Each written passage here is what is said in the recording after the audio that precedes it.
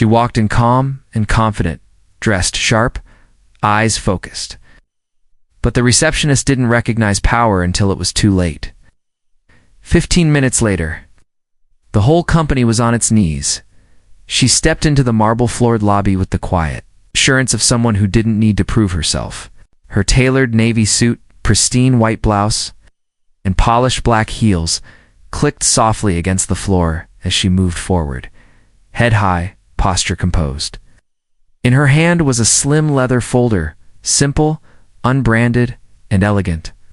She walked up to the reception desk and smiled. "Good morning," she said. Hi. Her voice calm and deliberate. The receptionist didn't look up right away. She was chewing gum, scrolling through something on her phone. When she finally glanced up, her eyes flickered, just briefly, with something that wasn't recognition. It was assumption. The kind that lingers just long enough to curdle politeness into condescension. Yeah. The receptionist said, slowly setting her phone down. "I'm here for a 9 a.m. meeting." The woman replied, still smiling, still composed. "Could you please let the executive office know I've arrived?" The receptionist gave her a long look, head tilted slightly.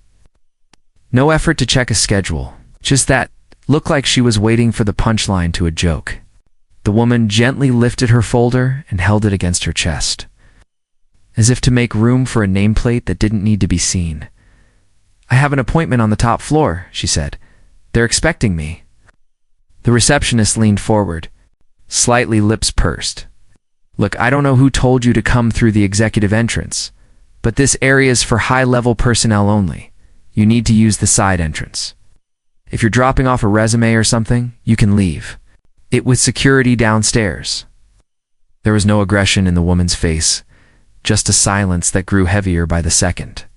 She didn't correct her. She didn't argue. She simply repeated, "Please verify my name. It's in the system. I'm expected." The receptionist scoffed, shook her head, and leaned back in her chair, now visibly irritated. "Ma'am, I already told you this isn't the entrance for people coming in off the street. I don't care what you're here for. You can't just walk in and demand to be seen by the board." Stillness. The kind that fills a room like water. The woman nodded once barely. "So you're refusing to check? You're wasting my time?" the receptionist muttered, grabbing her phone again. "You need to leave, or I'll call security." A few seconds passed. Then, the woman quietly reached into her pocket and pulled out her phone. She tapped once, twice. Her expression didn't change. The receptionist rolled her eyes and picked up a landline phone. "Yeah, security. We've got someone up here trying to force their way into the executive suite. No badge, no appointment. Can you send someone up?" Within minutes, a uniformed security guard arrived, tall, stocky walkie-talkie clipped to his shoulder. He looked at the receptionist, then at the woman, whose face was still calm and unreadable. "Ma'am, I'm going to have to ask you to step outside," he said. "This entrance is for senior staff. If you're here to drop something off, there's a visitor kiosk down the street." "I'm here for a meeting," she said again, without raising her voice. "I'm sure you are," he replied, with forced politeness. "But unless someone comes down to confirm that, I'll need you to vacate the area." Behind the glass walls, employees had started to notice the tension. Heads were turning. Two suited men glanced over from the elevator bank, whispering to each other, but no one moved. No one intervened. The woman looked at the guard for a long moment, then took a small step back, not out of fear or submission, but as if to give him space to feel in control. Then she turned and walked away. Not rushed, not flustered, just gone. The elevator chimed behind her, a soft metallic ding. Out. The receptionist leaned back in her chair with a self-satisfied smirk. The security guard radioed in a meaningless status update. Somewhere down the hall, a junior assistant laughed too loudly at something on a phone, but across the street. Under the shadow of the building's mirrored facade, the woman paused. She looked up 7 floors above, a corner office with blinds, half drawn, the very top. She raised her phone again. Her thumb hovered for just a second. Then she sent a message. It was 3 words. Plain, direct. No punctuation, asterisk, asterisk. Begin the meeting. Asterisk, asterisk. She slid the phone back into her pocket, exhaled once, and waited. Inside the lobby, the receptionist returned to her scrolling. The security guard stood with his hands clasped behind his back, unaware of how deeply, how irreversibly, everything was about to change. Because in exactly 15 minutes, the woman would return not with a request to be seen, but with the power to decide who stayed and who didn't, and the receptionist would realize that the person she had just dismissed wasn't someone looking for a seat at the table. She owned the table. The executive boardroom was not supposed to be occupied that morning. There had been no meeting scheduled on the company calendar. No alerts had gone out. But just after 9:15 a.m., the elevator doors opened, and a ripple of urgent footsteps filled the top-floor hallway. Assistants scurried past glass walls, carrying files they hadn't read, muttering phrases they didn't understand. Directors were being called in from private offices and early golf meetings. Phones buzzed. The CFO's assistant whispered something to him that made his brow tense, and within seconds, he rose and disappeared down the corridor. The air inside the boardroom was sterile, tense, and scented with expensive cologne and coffee that had gone cold. No one knew why they had been called. No one had answers. Just one phrase kept floating between whispers. Asterisk emergency meeting. Top priority. Asterisk. At the far end of the polished walnut table, the chairman of the board sat stiffly in his seat, glancing toward the door as if expecting someone specific to walk through at any moment.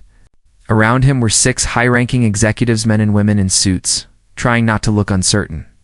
The room was too quiet for this many people to be present. No one Wanted to be the first to speak. Their screens were open, email notifications, blinking like quiet alarms. Something was off, something big. Then a phone buzzed. The senior vice president of corporate development picked up, frowned slightly, and answered in a low voice. A few seconds passed, then his face changed. "She's here," he said, hanging up. His voice cracked the silence like glass. The acquisition partner. She just arrived, and she's single, not happy. All eyes turned to him, some confused, some skeptical, one or two mildly amused. Acquisition. What acquisition? Before anyone could ask a follow-up question, the double doors at the end of the room swung open with a soft click. She walked in not with a dramatic flair, but with measured precision. The same calm grace she had carried into the lobby now filled the space like a tidal wave. Her suit remained flawless, her walk measured, her expression unreadable. Behind her were 2 sharply dressed individuals, one carrying a thin laptop, Casey other holding a sealed folder. She did not wait for an invitation. Without a word, she stepped to the head of the table, the seat traditionally reserved for the CEO, and sat down. The silence was immediate, like the oxygen had been sucked out of the room. Executives looked at one another, unsure whether to speak, stand, or protest. The CEO, seated 2 spots to her left, sat frozen. The muscles in his jaw tensed, but he didn't speak either. Her advisor set the laptop in front of her and opened it. The legal counsel stood behind her, silent, professional, a century in high heels. The folder was placed on the table like a gavel about to strike. Then she spoke. "Thank you all for coming on short notice," she said, her tone crisp and steady. "I won't take much of your time. I've just completed a full acquisition of controlling shares in this company, effective as of this morning." The words floated over them like smoke. For a moment, they didn't land. Then confusion, then disbelief. One of the directors leaned forward. "Excuse me, could you clarify, what do you mean by controlling shares?" The woman opened the folder. Inside were notarized documents, transaction records, and purchase agreements. She didn't slide them across the table. She didn't offer them. She simply let them sit there in front of her, proof of what she already knew. "I now hold 52% equity in this company," she said.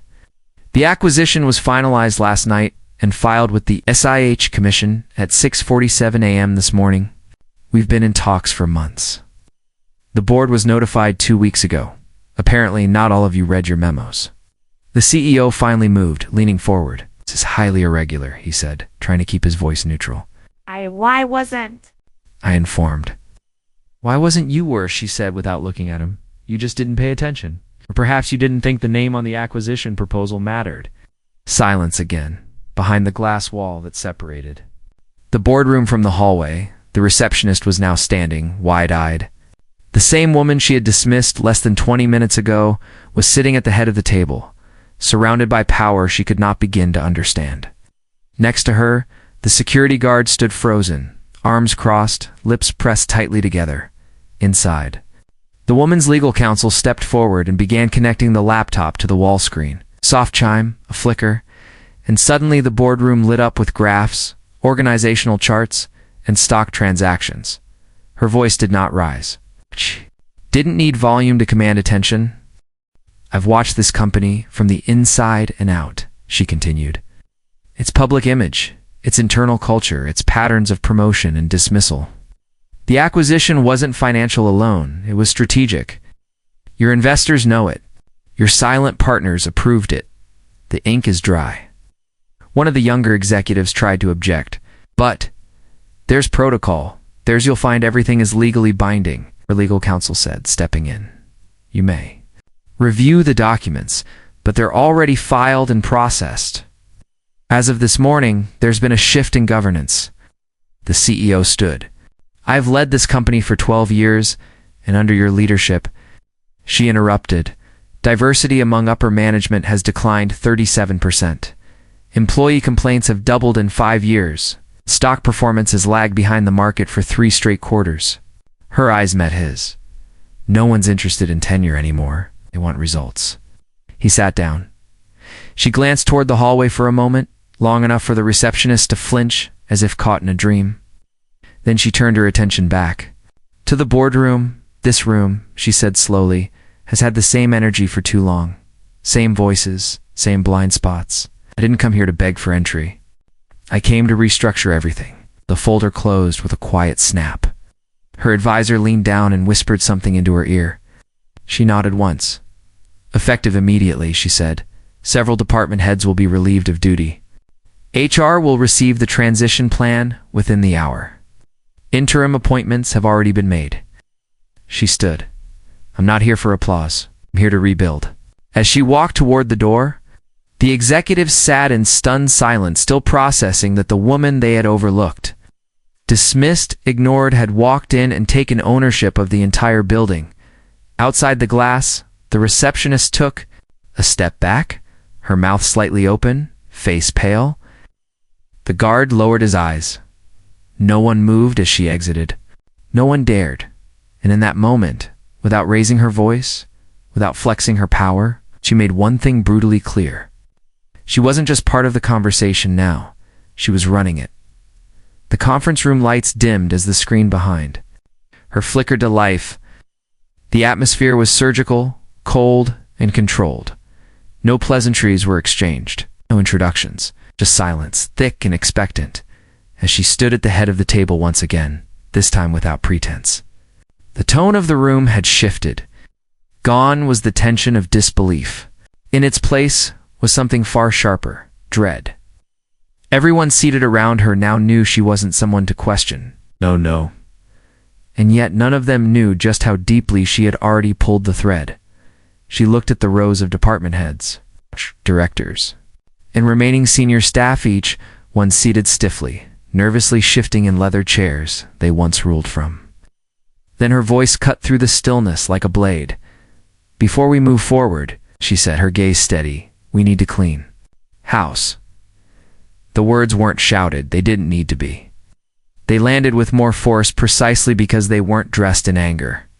They were spoken like fact, like gravity.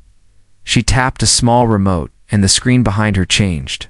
A graph appeared, showing sharp dips and peaks metrics tied to employee complaints and turnover rates. Red lines, flashing data points. Timestamps going back 5 years for the past 6 months.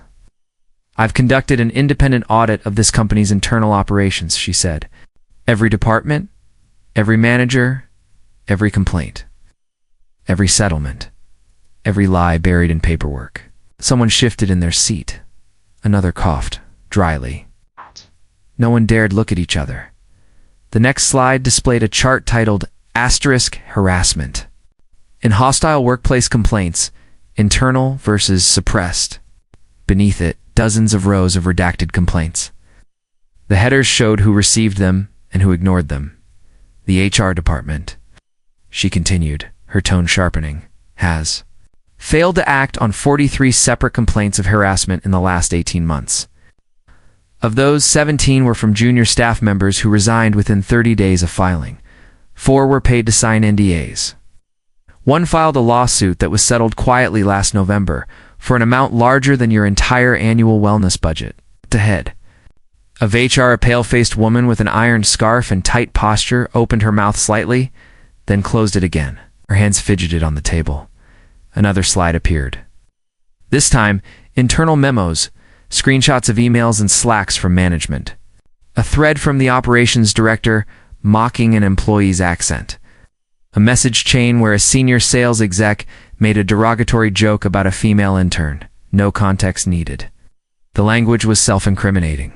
The woman paused. Let the evidence breathe. There's a culture here, she said, her voice now cold and steady, of silence. Of people at the top protecting each other while people at the bottom are disposable. She clicked again. The next file opened. Financial documents, hidden bonus payouts, duplicated vendor invoices, inflated travel expenses. Someone let out a sharp breath when their name appeared in the header. For those in finance, she said, without looking up, who have claimed ignorance about misuse of company funds. Here are 83 discrepancies I've documented over the last quarter. Vendor kickbacks, false mileage reports. International trips labeled strategic with no record of meetings. You've been bleeding this company slowly but methodically. 2 people at the far end of the table exchanged glances. Please escort Ms. Chen and Mr. Haro to the waiting room, she said, still not raising her voice. Security stepped forward, discreet, professional. The 2 stood without protest. They knew it was over. Everyone else sat frozen. The screen changed again. It's time footage, blurry but damning. A clip from a security camera in the break room, 2 executives laughing, a younger female employee awkwardly trying to back away.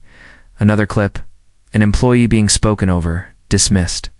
Third, a manager rolling his eyes during a diversity training, then saying, asterisk, we all know this is just for HR's checklist. Asterisk, no sound, no commentary, just patterns. Just truth. She let the clips play without speaking. When the last frame ended, she stepped away from the screen and faced them fully. You thought your reputations protected you, she said? That your titles made you untouchable? That no one noticed the rot behind the glass and marble? Her eyes scanned the room, stopping on each face one by one. But I noticed. I've been here for 6 months. Quietly. On your board. Sitting in meetings. Listening to how you speak when you think power looks like you, and what you do when it doesn't. Flashbacks played silently in her mind as she spoke moments she had documented, absorbed, and filed away. The dismissive looks, the eye rolls when she asked strategic questions, the way they nodded politely and then ignored her. Emails. She had been invisible to them, even when she was in the room, especially then. And that had been her advantage. She moved to the other side of the table, now standing closer to the legal department. The legal team authorized settlements for unethical behavior instead of addressing the root problem. You've advised leadership on how to bury liability, not how to prevent it. That ends today. The general counsel, a man with thinning hair and a lawyer's carefully trained smile, tried to speak. She raised her hand before a word left his mouth. You've signed your own severance package, she said. You'll find it in your inbox by noon. He went quiet. The room was an icebox. She turned her attention to the former CEO, who sat in the corner, no longer at the head, not even near it.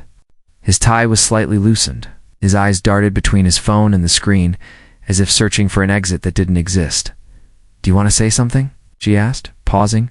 He shook his head slowly. No, she said for him. Because you built this culture.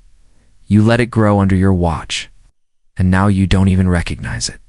He tried to look composed, but his hands betrayed him, fidgeting, clenched. He's betraying the helplessness of a man who once ruled this empire and now couldn't even speak in his own defense.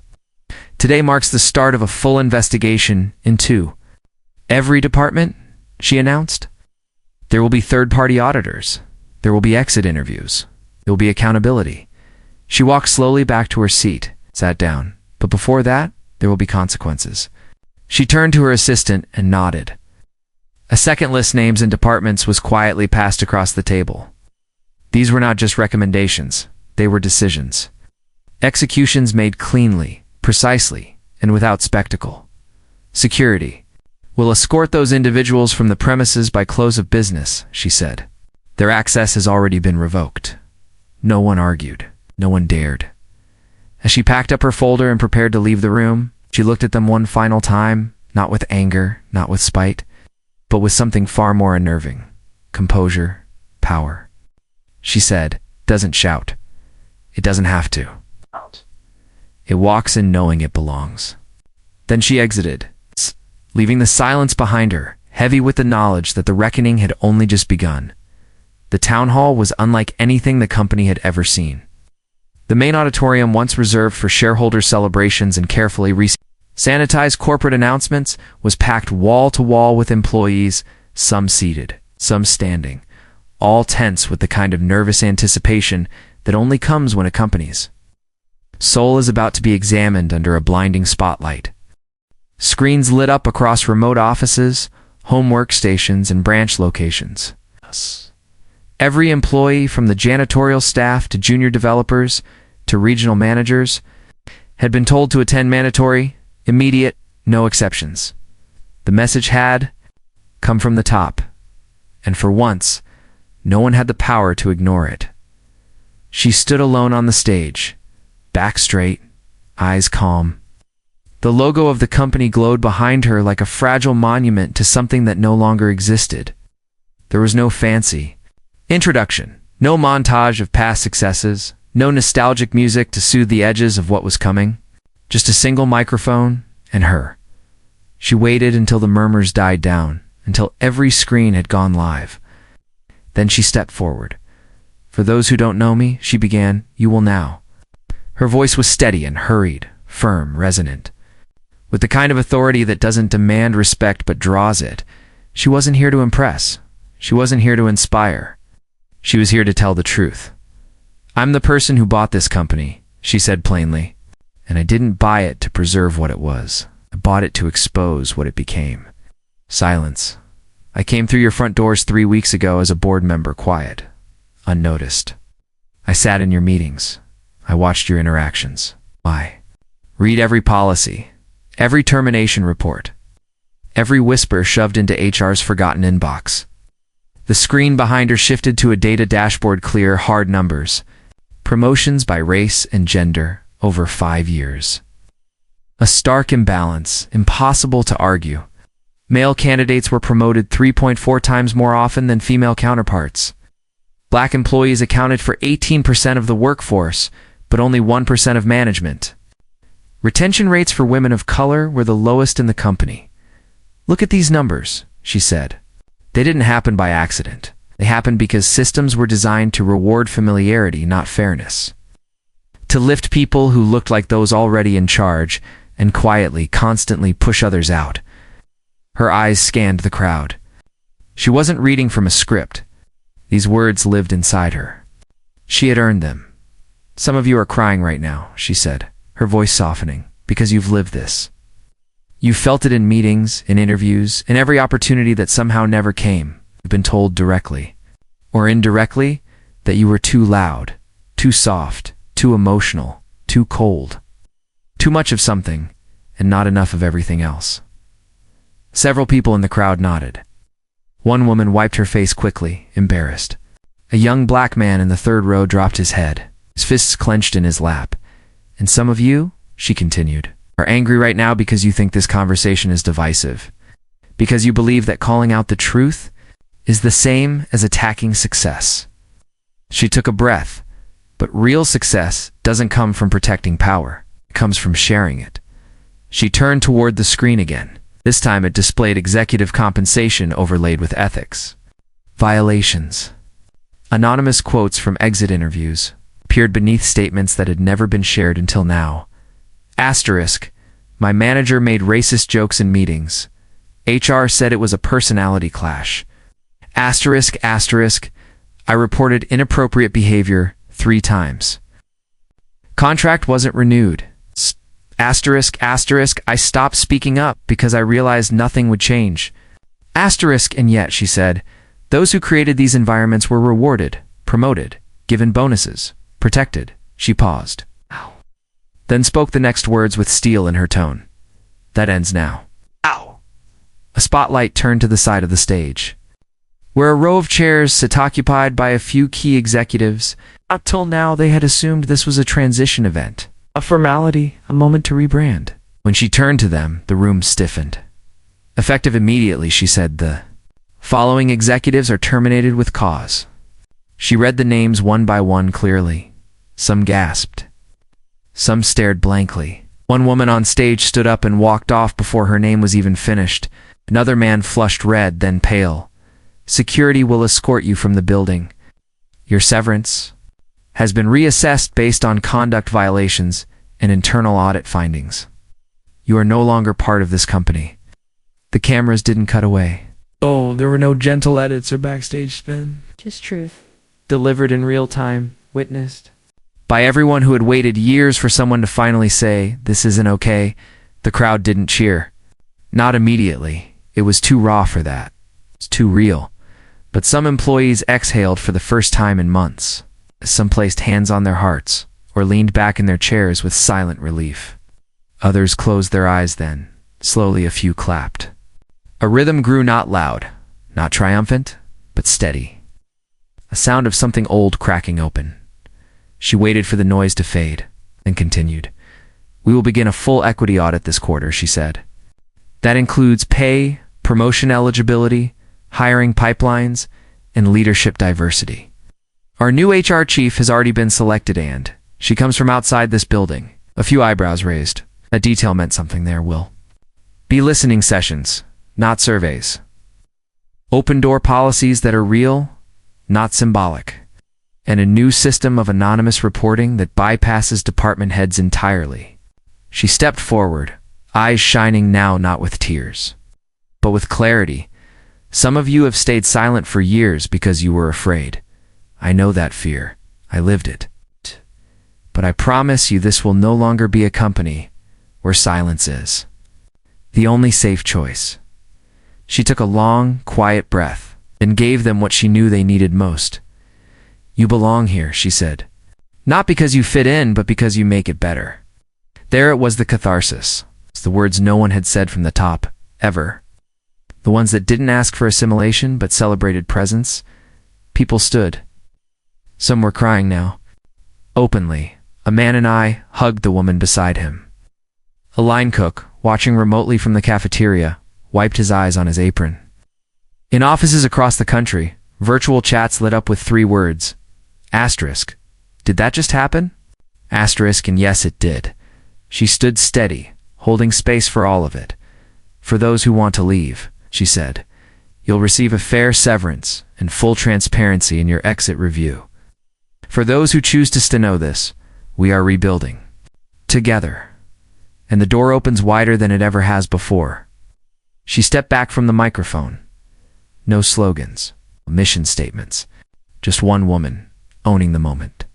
Unafraid to show the company who it really was and who it could still become. The lights dimmed.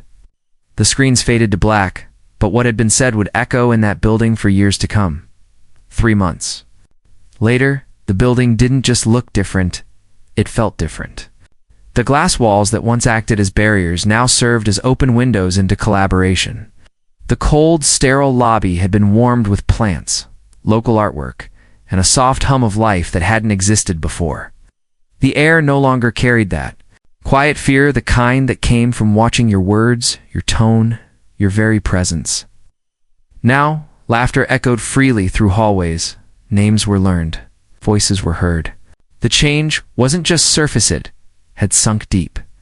Reshaping the company's core, she walked those halls quietly. No entourage, no need for ceremony. People stood a little straighter when she passed, not out of fear, but out of respect. Presence commanded attention without ever needing to demand it. New hires whispered stories about her first boardroom meeting like urban legends. Though every detail was true, she had become more than a leader. She was a living symbol of what could happen when truth walks in with a purpose and doesn't flinch. The transformation was not performative. It was measured, strategic, and rooted in action. Within weeks, the company's first equity council had been formed, composed of voices from all levels, mailroom to management. The old performance review systems were scrapped, replaced by transparent frameworks. Leadership wasn't just diverse in race and gender. It was diverse in thought, background, and approach. And it showed. Collaboration deepened. Morale surged. For the first time in years, people looked forward to Mondays, in a quiet moment near the elevator bank. She paused, checking something on her tablet, when a familiar voice approached. "Excuse me," the woman said, hesitant. It was the former receptionist. She looked up, meeting her eyes. "I've been meaning to say this for a while," the woman continued, voice cracking slightly. "What I said that day. How I treated you, ... I was wrong. I assumed things I had no right to assume, and I'm sorry, there was no audience." Cameras, just two women, and a pause, thick with years of misjudgments wrapped into one awkward Oh. moment of reckoning. She listened. Quietly. No nod. No smile. Just presence. The receptionist swallowed and started to turn away when she finally spoke. "Thank you for saying that," she said gently. "Just don't forget how it felt. That's how we make sure it doesn't happen again." The woman nodded and walked away, changed in ways she couldn't fully name yet. Later that week, she stood in a renovated conference room now, a mentoring hub, and reviewed applications from local colleges. Students from underrepresented communities had been invited to apply for internships not based on GPA alone, but on potential, ambition, and grit. She met each applicant personally. No panel, no hierarchy, just one-on-one conversations where she asked what they cared about, what they dreamed of, and how they wanted to grow. One young man, barely 20, sat across from her and said, "I didn't think someone like me belonged here." She smiled. "Someone like you is exactly why. This place exists now."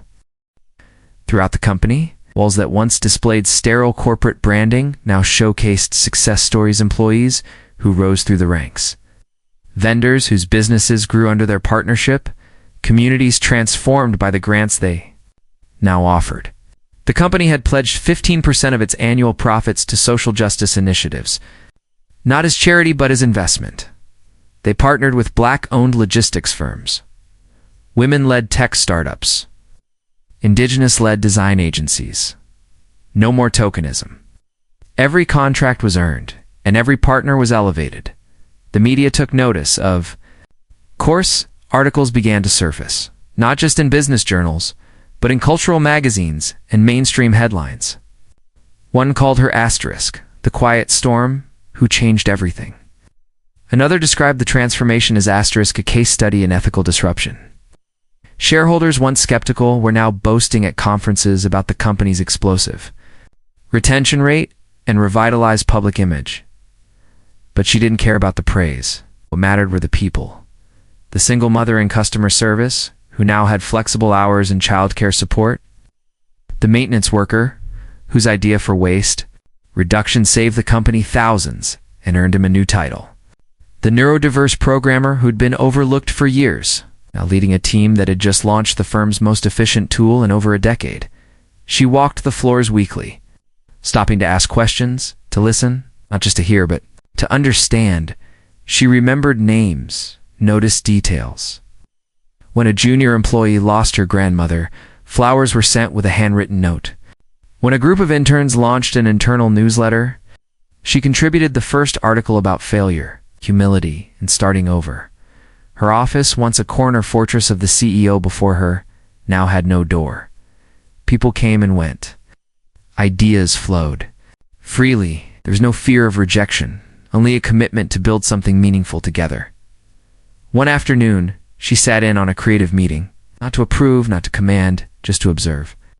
At one point, a designer nervously presented a risky idea, expecting rejection, But she leaned forward and said, "What happens if it works?" And just like that, permission was granted. She believed in risk, but only when it came from courage, not arrogance. At a quarterly staff meeting, someone asked how she defined leadership. She paused, then answered simply, "Leadership is not about being the loudest in the room. It's about being the one who listens hardest." Those words were printed and framed by the design team the next day, voluntarily. They hung in every floor's break room. No one was told to memorize them. But they did. Months rolled on, and the shift solidified. It was no longer a phase, it was the new standard. People outside the company began applying not just for the paycheck, but for the purpose. Competitors took notice. Some copied. Others quietly reached out, asking for guidance. She didn't hoard her knowledge.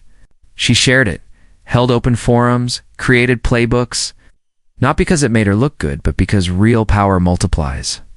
One evening, as she looked out over the city from the rooftop garden now open to all employees, she saw a group of young interns laughing over pizza and laptops, collaborating freely. She smiled. This was the reward, not the numbers, not the headlines. This space where people belonged. She never needed a statue. She didn't want her name on the building. Her legacy wasn't meant to be carved in stone. It was built into the lives. She helped lift, and every time someone stood a little taller, spoke a little louder, dared to be seen fully, she knew she had done what she came to do. Morning sunlight spilled through the tall glass windows of the lobby, casting a soft golden sheen over the newly renovated space. The air felt warmer now, not just in temperature, but in energy. Brighter, lighter, human.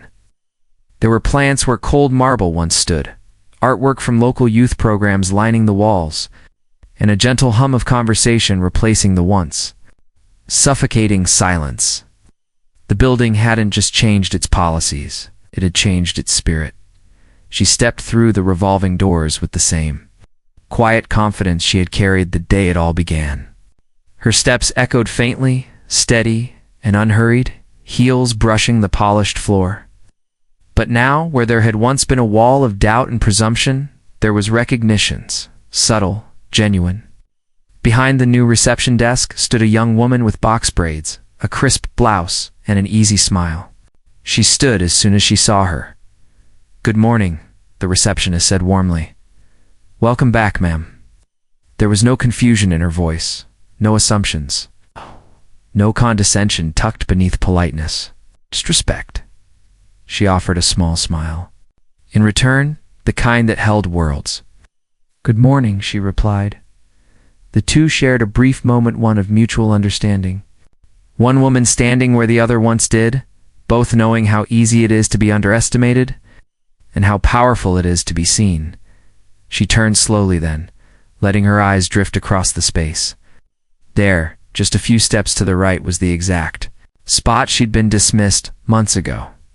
The place where a stranger's words had tried to shrink her down to someone unimportant, someone uninvited. The echo of "get lost" still lingered faintly in the walls, not as pain anymore, but as a lesson that had since been rewritten in bold ink. She paused there for a moment, letting the memory settle like dust before gently brushing it away. With a breath, her eyes closed briefly, then opened again with a calm that only comes from having turned scars into signatures. Somewhere, in the invisible hush that passed between then and now, a voice emerged, not from her lips, but from the moment itself.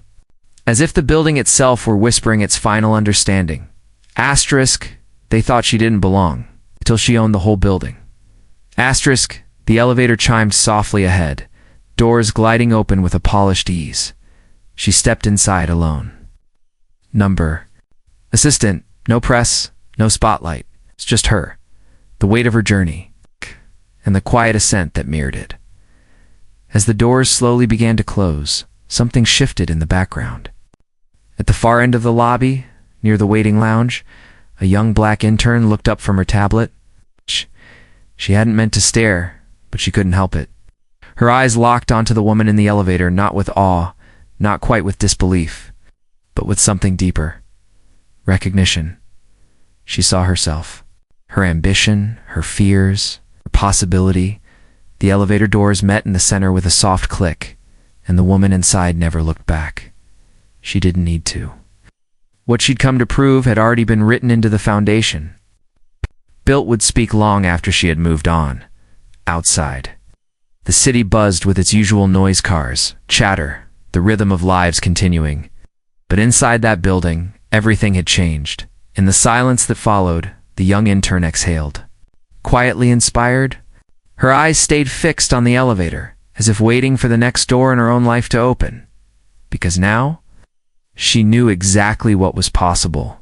And somewhere above, as the elevator rose, the woman who changed everything stood tall in her stillness. No crown, no applause, just the enduring strength of someone who didn't force her way in. She simply became the door.